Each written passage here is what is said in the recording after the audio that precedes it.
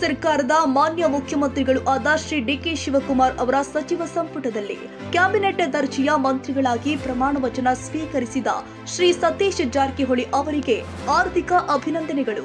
ಶುಭಾಶಯ ಕೋರುವವರು ಎಸ್ ಸರ್ಕಾರ್ ನ್ಯೂಸ್ ವಾಹಿನಿಯ ವೀಕ್ಷಕರು. ಈಗ ಶ್ರೀ ಸತೀಶ್ ಜಾರಕಿಹೊಳಿ ಅವರನ್ನು ನಾನು ಸಚಿವರಾಗಿ ಗೋಪ್ಯತಾ ಪ್ರಮಾಣ ವಚನ ಹಾಗೂ ಅಧಿಕಾರ ಪದವನ್ನು ಸ್ವೀಕರಿಸಲು ಕೋರುತ್ತೇನೆ. ನಾನು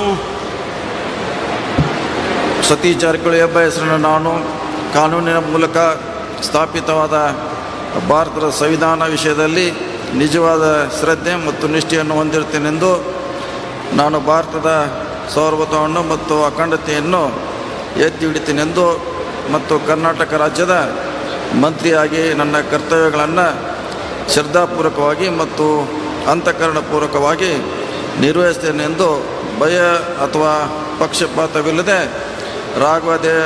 ರಾಗದ್ವೇಷ ಇಲ್ಲದೆ ಎಲ್ಲ ಬಗೆಯ ಜನರಿಗೆ ಸಂವಿಧಾನಕ್ಕೆ ಮತ್ತು ಕಾನೂನಿಗೆ ಅನುಸಾರವಾಗಿ ನ್ಯಾಯವಾದವನ್ನು ಮಾಡುತ್ತೇನೆ ಎಂದು ಶ್ರದ್ಧಾಪೂರ್ವಕವಾಗಿ ಪ್ರತಿಜ್ಞೆ ಮಾಡುತ್ತೇನೆ.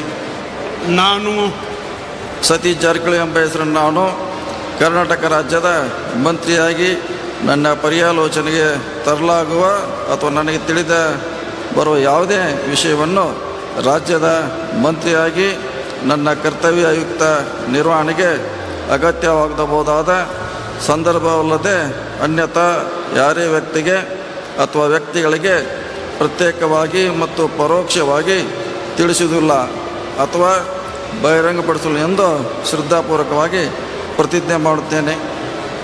ಧನ್ಯವಾದಗಳು.